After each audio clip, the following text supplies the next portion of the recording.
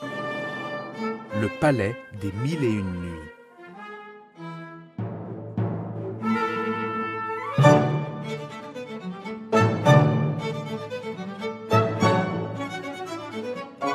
Nous sommes dans le palais du Raja, où les courtisans se réunissent pour accueillir leur souverain.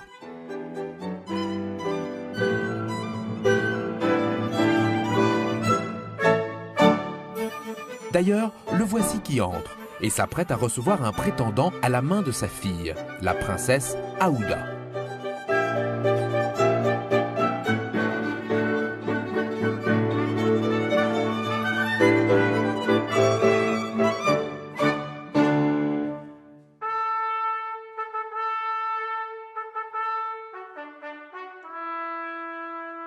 On annonce l'arrivée du jeune prince.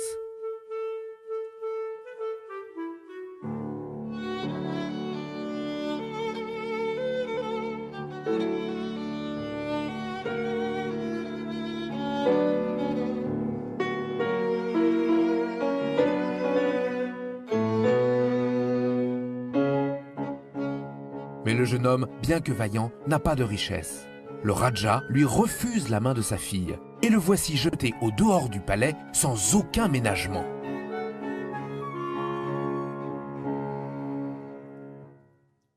Dehors!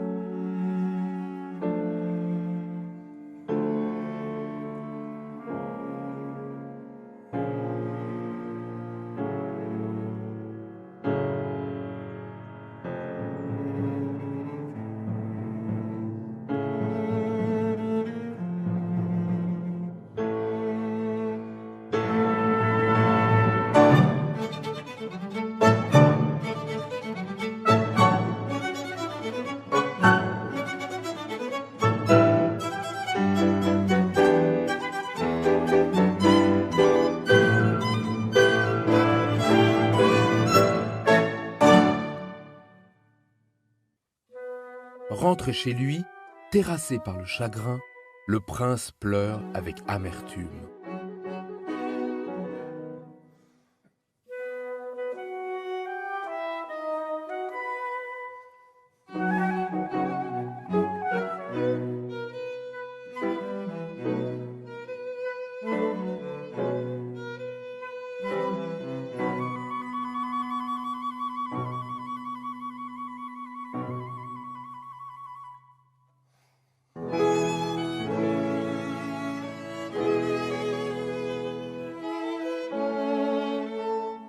Mais d'un geste involontaire, il renverse le brûleur d'encens qui se met soudain à dégager d'épaisses volutes de fumée d'où apparaît le bon génie Califare. Califare qui s'enquiert des causes du désespoir du prince.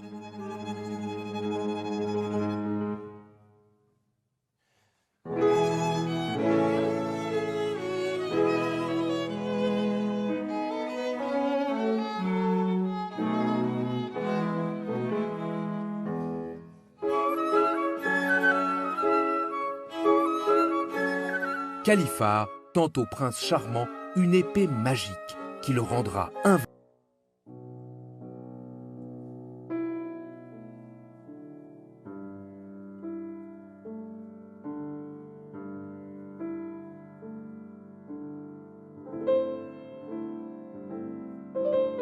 Dans le temple de Shiva, les prêtres bouddhistes font des offrandes. Les Vestales prient leur déesse et font des incantations. Puis, les prêtres emportent la dépouille de la déesse sacrificielle.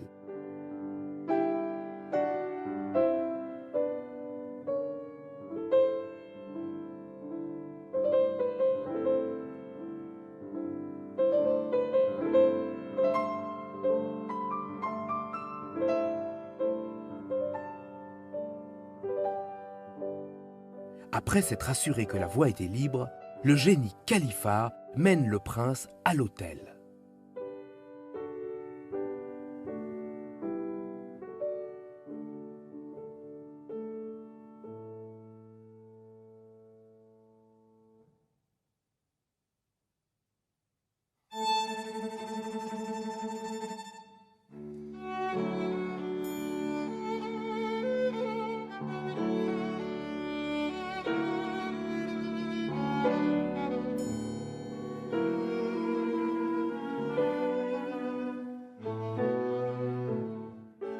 Shiva exauce le vœu du prince et fait sortir de terre le plus beau pavillon indien que l'on puisse imaginer, dont sortent les marins de la rivière sacrée qui se mettent au service du prince charmant pour son voyage.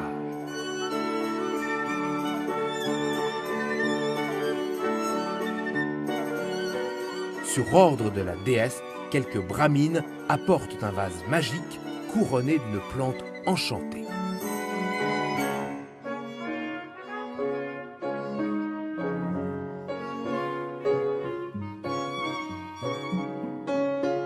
Ce nain est en réalité le chef des marins de la rivière magique. Le prince hésite à suivre cette créature extraordinaire, mais la déesse lui ordonne de suivre sans attendre et aveuglément tous ceux qu'elle aura placés sur son chemin. Le nain guide le prince charmant, bientôt suivi par tous les marins.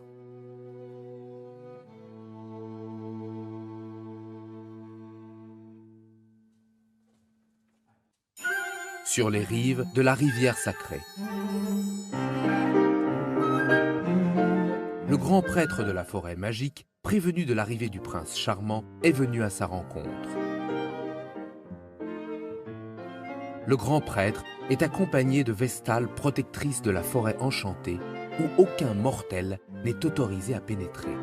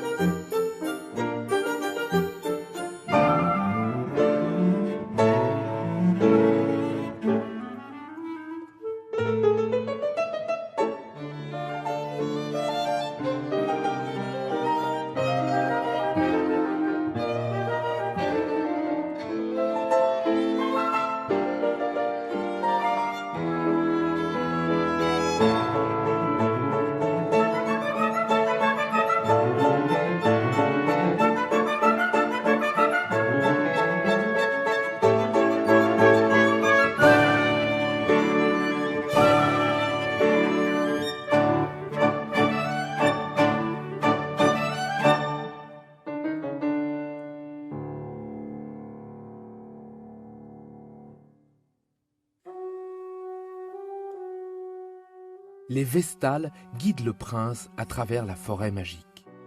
Les branches sont si imbriquées que tout passage semble impossible. Soudain, sur ordre du grand prêtre, les arbres se mettent à bouger. Des statues géantes, issues de nulle part, viennent s'immobiliser sur leur passage. Les animaux sauvages, réveillés par ces mouvements inhabituels, vont plus loin se cacher docilement dans les bois.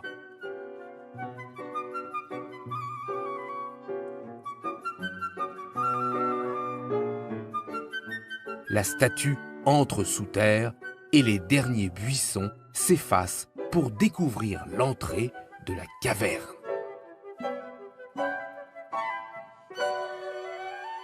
Et là, derrière les dernières branches, apparaît la déesse de l'or, plus belle et resplendissante qu'une statue.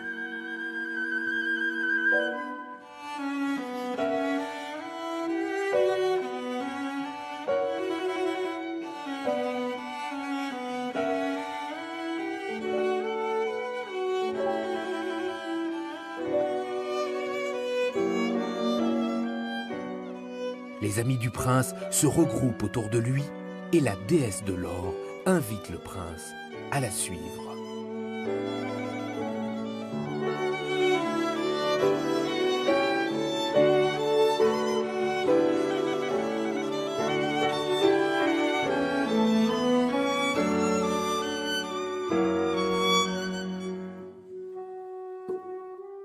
Sa mission est terminée, le grand prêtre quitte les lieux avec ses sujets.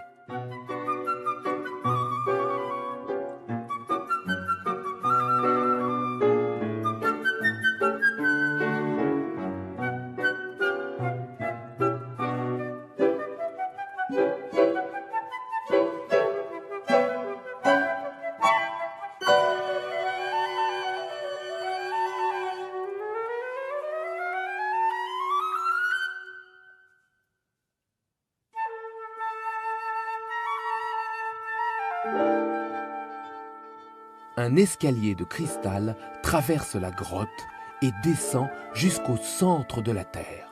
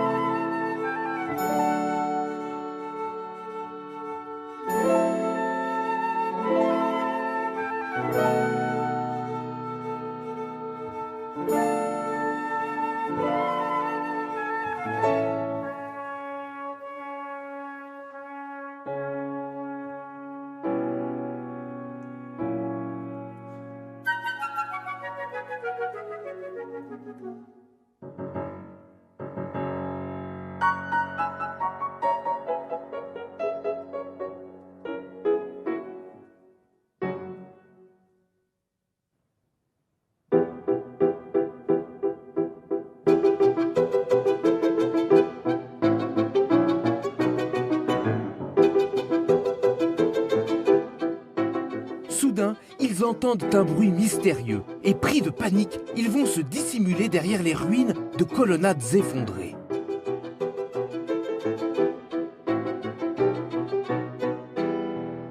Ils ont à peine disparu que le génie du feu apparaît et crépite de 1000 éclats.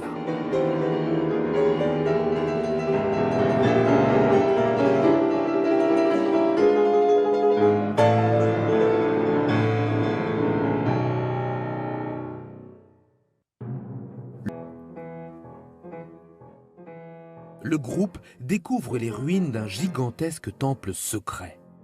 La terre s'entrebâille et en sort un dragon à l'énorme gueule qui vomit des flammes interminables. Mais fidèle à la promesse qu'il a faite à Califar, le prince ne recule pas et affronte le danger fièrement. Le voici maintenant face à d'énormes crapauds qui se transforment bien vite en monstres de pierre. De l'une d'entre elles sort Califar, qui complimente le prince pour son courage et lui annonce qu'en récompense, il va recevoir le trésor.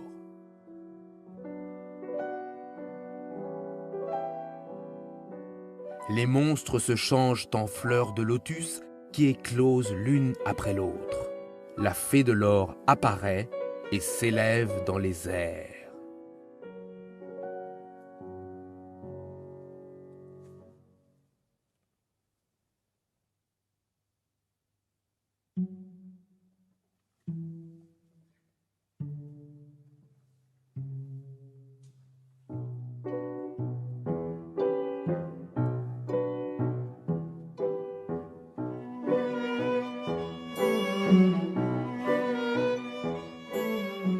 Puis, le groupe de déesses disparaît pour laisser place à une fontaine enchantée d'où sortent des flammes innombrables. À ce moment, sort du sol un temple d'une splendeur sans égale.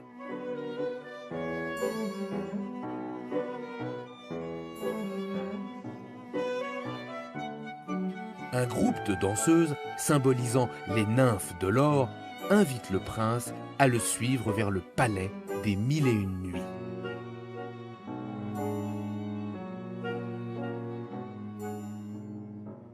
Tout autour de lui, ce ne sont qu'or et guirlandes de pierres précieuses. Le prince prend place sur le trône que les nymphes lui ont préparé.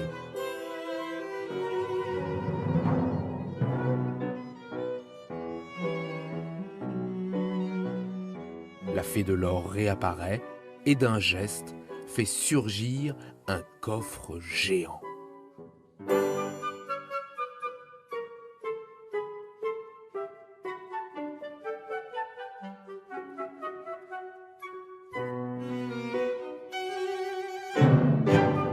La fée de l'or annonce au prince que son immense courage est récompensé par la richesse fabuleuse contenue dans le coffre magique.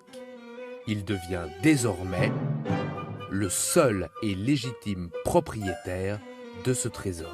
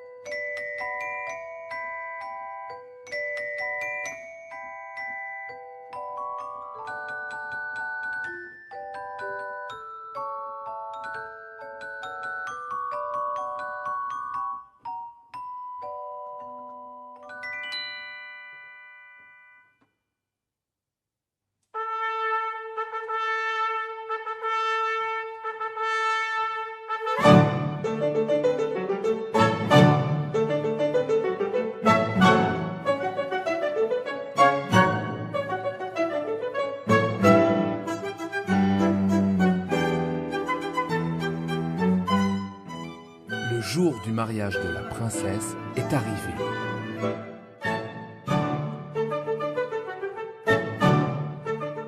Mais au moment où le Raja va présenter sa fille à un vieil homme qu'elle ne connaît même pas, un événement inattendu se produit. Un arrivant entre, entouré d'un riche équipage. C'est le prince charmant et ses serviteurs. Le Raja n'en croit pas ses yeux.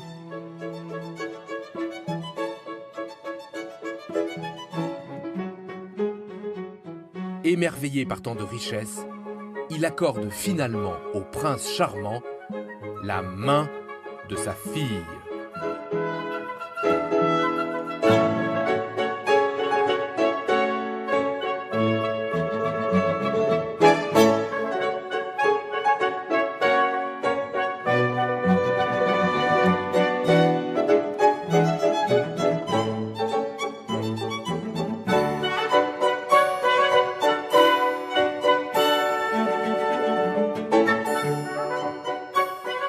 Les héros proclament le mariage de la princesse et de celui dont le courage fut si grand.